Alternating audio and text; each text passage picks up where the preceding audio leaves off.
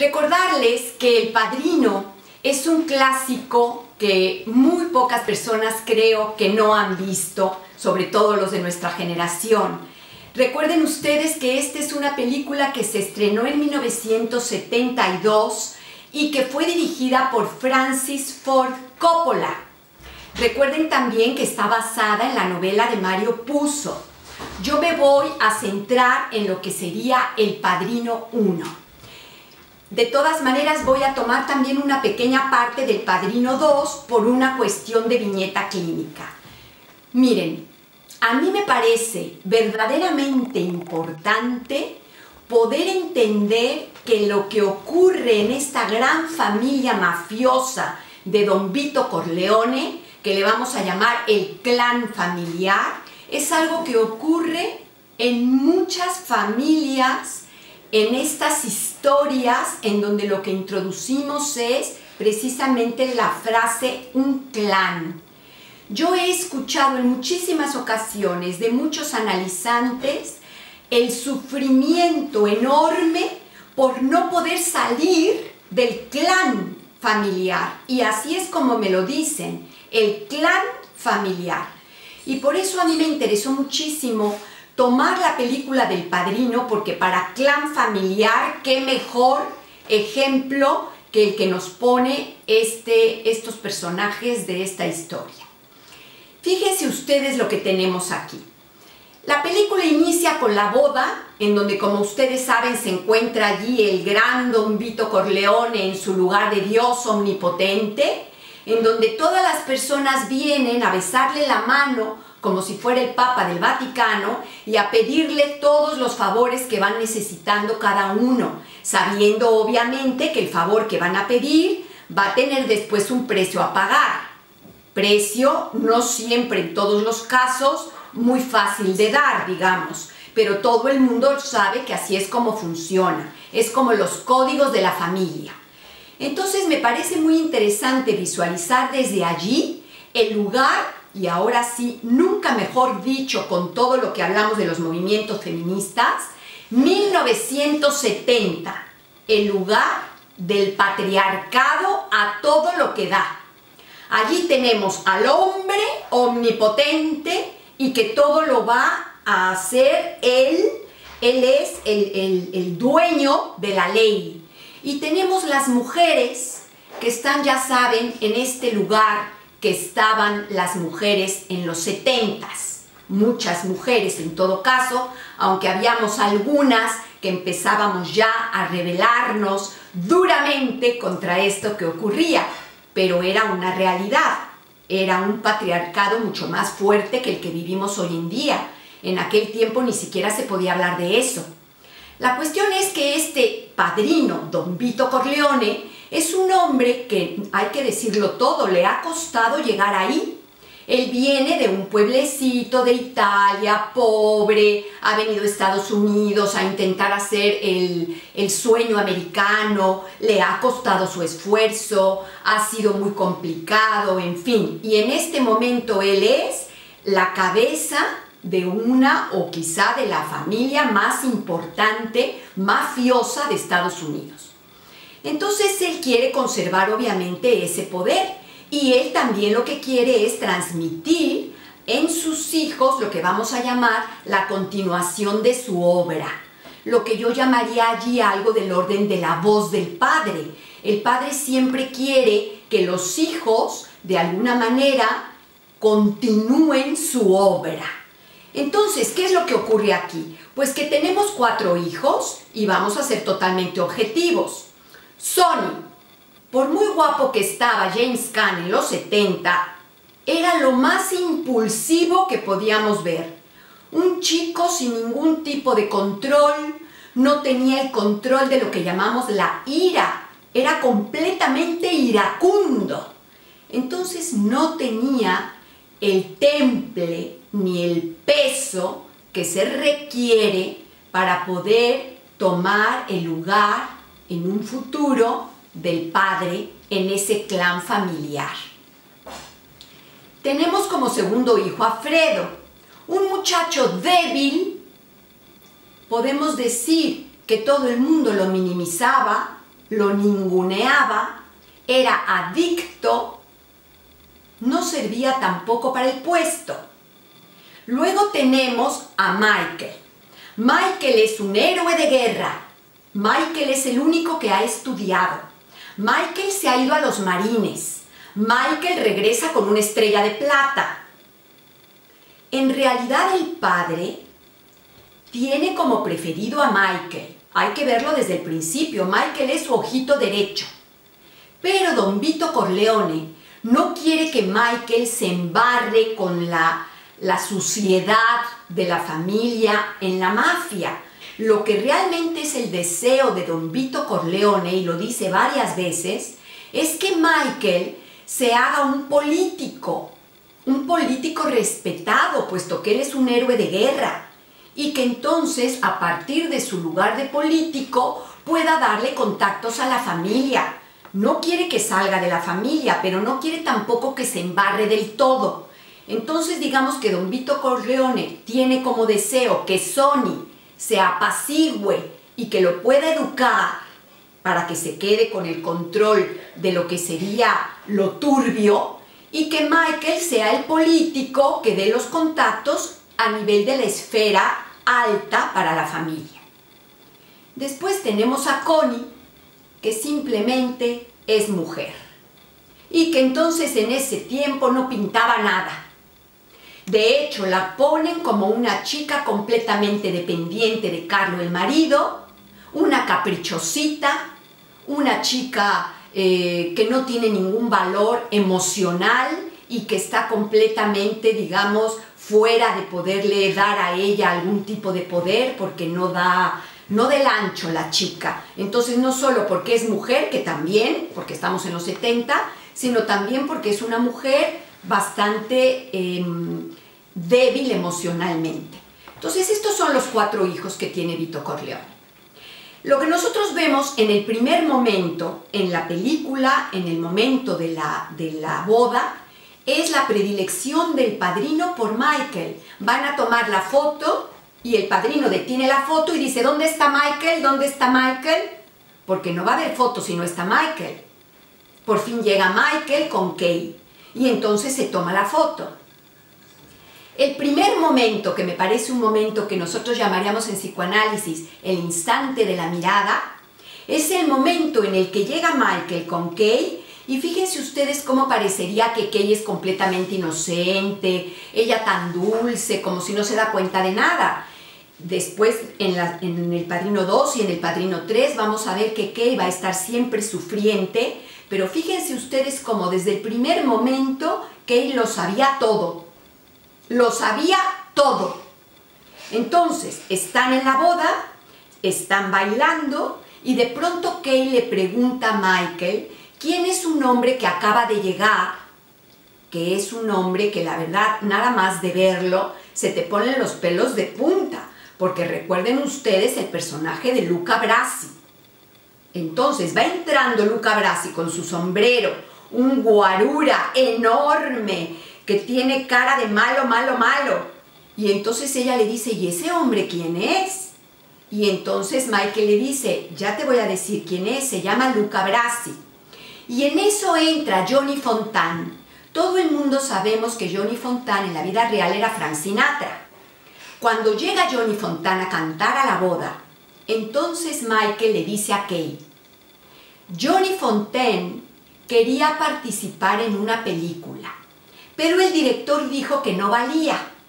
Entonces mi padre mandó a Luca Brasi con una pistola, que se la puso en la cabeza al director. Y el director firmó y Johnny Fontane hizo la película. Kay se queda con los ojos desorbitados. Y Michael le dice una frase súper interesante para lo que yo quiero trabajar. Le dice: esa es mi familia. Yo no soy así. Fíjense ustedes qué maravilla de frase. Porque nos pone en contacto con lo que yo voy a llamar el primer deseo de Michael, que sería el primer deseo del hijo de este padrino. Fíjense ustedes en cuántas ocasiones nos encontramos en la clínica con los pacientes que vienen y nos dicen: yo sé que aquí en este tratamiento tengo que encontrar mi deseo para curarme y para sufrir menos, porque si yo sigo mi deseo, no me voy a traicionar a mí mismo y voy a poder sufrir menos. Pero ¿cuál es mi deseo? Y aquí tenemos la posibilidad de captar algo muy importante sobre el deseo. Podemos decir que en un primer deseo, Michael no quería ser como su padre. No quería seguir el destino de su familia. Por eso se enamora de Kay, que está completamente fuera del medio de la mafia. Es una chica que es profesora de una escuela y él se va lejos de la familia, no quiere tener contacto. Hay un primer momento donde Michael, que sabe lo que hay, no quiere estar ahí. Pero ¿qué pasa? Fíjense el destino. Ahí es donde yo observo, por ejemplo, los mandatos del espectro del padre de Hamlet pidiendo venganza.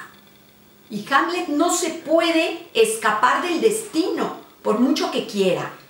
Fíjense lo que ocurre. Segundo momento. Resulta que le meten 5 balazos al padrino. No se muere, pero se va al hospital.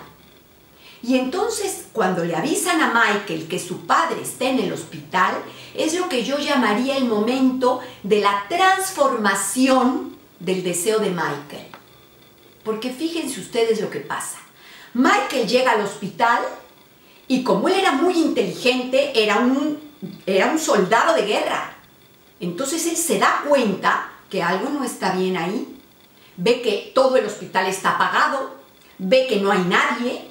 Entonces inmediatamente sube, llega al cuarto donde está el padrino, todo entubado, completamente desvalido, completamente desamparado.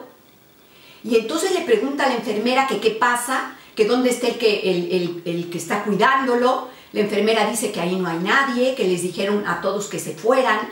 Entonces Michael inmediatamente comprende que vienen a matar al padre.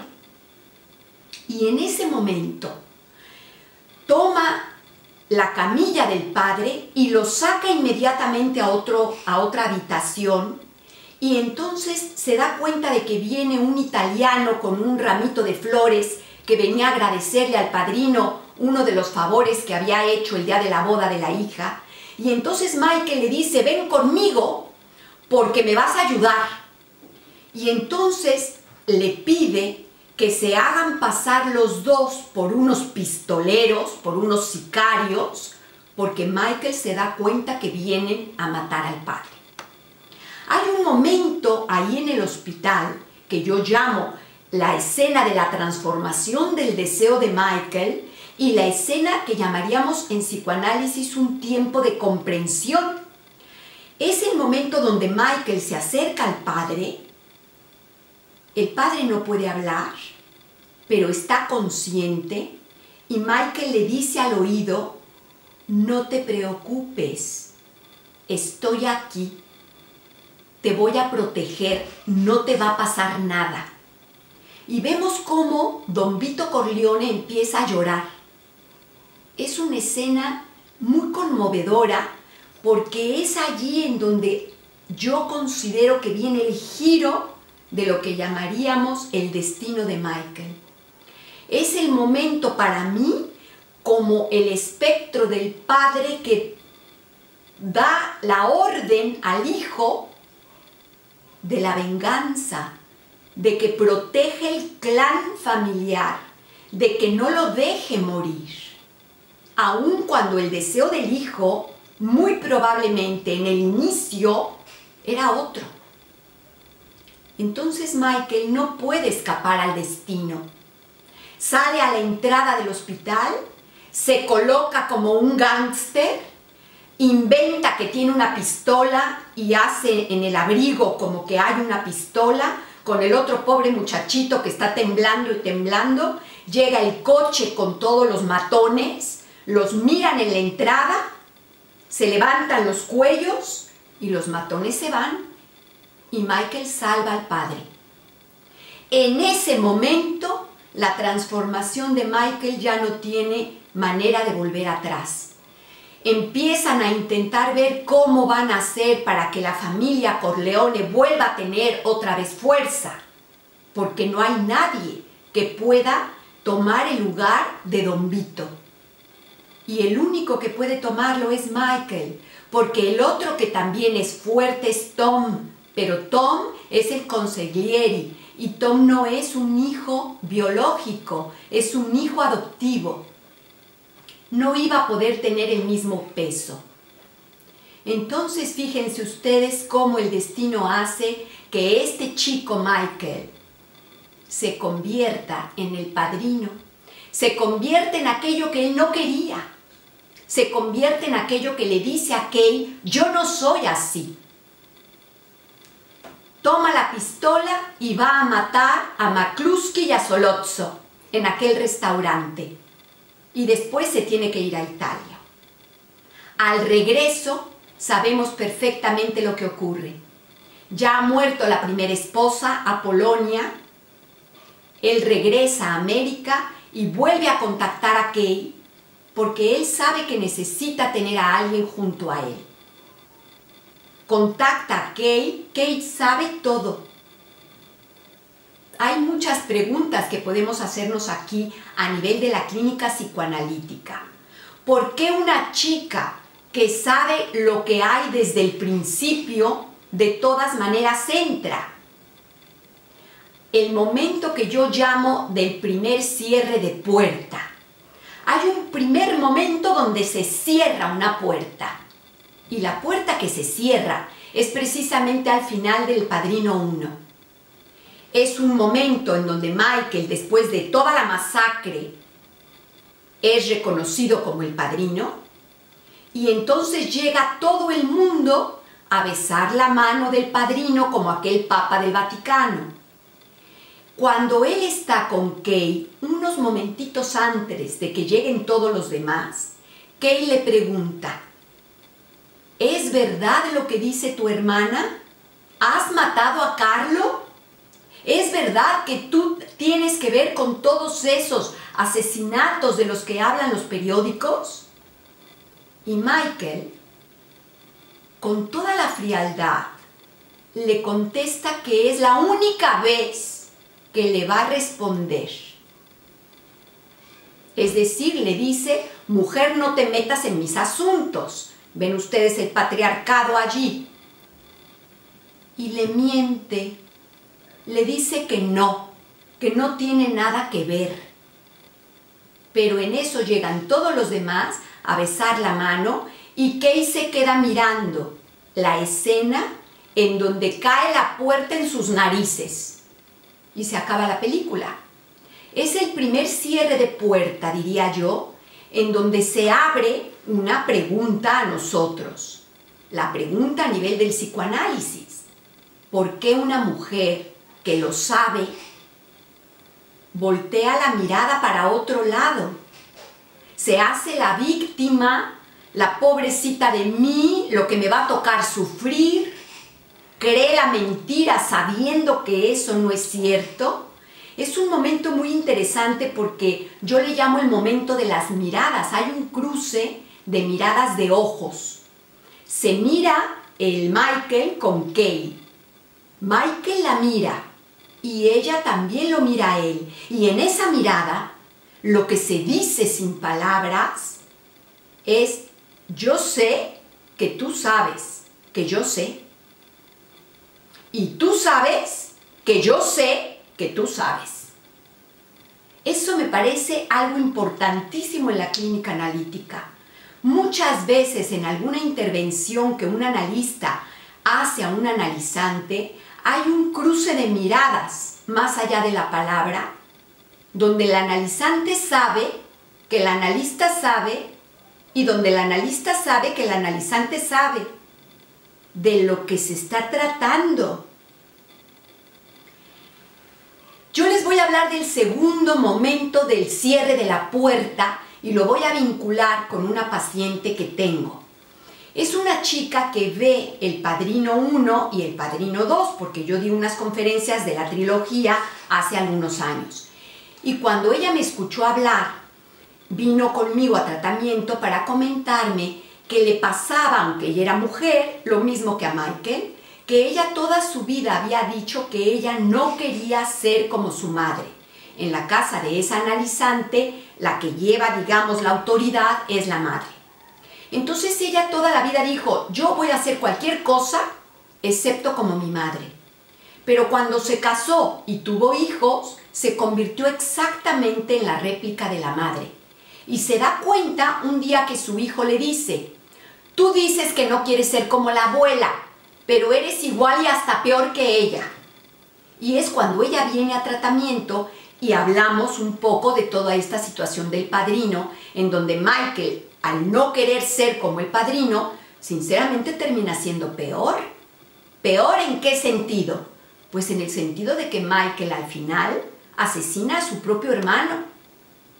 Entonces, lo que yo quiero decir es que en el segundo cierre de la puerta, lo que pasa es que Kay, después de ir viendo poco a poco, pues que se metió, digamos, en camisa de 11 varas, cuando se queda embarazada del último hijo decide abortar. No había peor sacrilegio para esta familia de italianos, sicilianos, que la mujer abortara voluntariamente un hijo. Cuando Michael se da cuenta que el aborto no ha sido por el susto que tuvo, sino que fue voluntario, no la perdona. Y entonces ahí tenemos el segundo cierre de puerta. Fíjense ustedes, se la cierra en las narices. Hay un momento que tú crees que ella está pidiéndole perdón a él. Fíjense el lugar de la mujer en esta película. Ella llega como pidiendo volver a entrar a esa familia. Y él, con toda la dignidad patriarcal, le cierra la puerta en las narices, colocándola a ella en el lugar de la culpable. En ese segundo momento es cuando mi paciente se da cuenta que ella está actuando maltratando tanto a su marido como a su hijo, porque el maltrato también en algunas ocasiones se realiza a partir de sujetos anatómicamente mujeres. Por eso para mí esta película me parece trascendente, porque nos hace ver un giro importante que ha habido desde los años 70. Fíjense ustedes cuántos años han pasado. Son 30 años al 2000 y 20 años más para el 2020. Lo que había en ese tiempo, en los 70s, eran cosas que las personas en la sociedad las vivíamos como normales, como naturales. Identificarse con Kay era parte del pan de todos los días de las mujeres. No podemos dejar de ver con gusto y con alegría que nosotros mismos hemos colaborado con el discurso psicoanalítico a que muchas cosas cambien de lugar. Esta película del Padrino ya no se ve igual en las generaciones de ahora. Es distinto. Y creo que todo eso nos hace bien, pero todavía lamentablemente yo tengo muchísimas analizantes en el consultorio que siguen teniendo el lugar de Kay, el lugar de una mujer que sabe lo que hay y aún así continúa. Y tengo también muchos pacientes en el lugar de Michael que no tienen como deseo inicial continuar en un clan familiar y por situaciones que en muchas ocasiones son inconscientes y no trabajadas, siguen ese destino que termina casi siempre siendo trágico, porque el destino de Hamlet fue pulsión de muerte. Hamlet no tuvo lugar para su vida, cumplió la venganza del padre, pero a costa de su propia vida. Y Michael Corleone se convirtió en el padrino. Y tendríamos que preguntar si realmente era lo que quería o simplemente quería realmente salir del clan familiar? Yo me pregunto cuando veo este tipo de cosas, ¿cuál es el verdadero deseo del sujeto? Eso es lo que me interesa, tratar de entender, porque la gente te dice, yo lo que quiero es esto, y luego en el acto hacen otra cosa. Un día me fui a comer con nuestro querido colega Gerard Pommier, y me acuerdo que mientras comíamos, en una charla de colegas, yo le pregunté esta, digamos, pregunta, este cuestionamiento que yo he venido teniendo sobre el deseo de los sujetos, que parece que es un camino y luego resulta que es completamente otro. Y entonces Pommier me contestó algo que yo pongo en mi texto en el libro de cine, que no tiene ninguna referencia porque la referencia es una comida, pero que me pareció muy importante a mí para mi propia experiencia clínica y para mi vida. Él lo que me dijo fue, el sujeto está en el camino de su deseo. Lo que hace denota su deseo. El sujeto va hacia su deseo. Una cosa es que diga algo y otra lo que hace. Tenemos que observar lo que hace, más allá de lo que dice. Porque lo que hace, aunque parezca que no era lo que quería, en realidad era lo que quería. Muchísimas gracias a todos.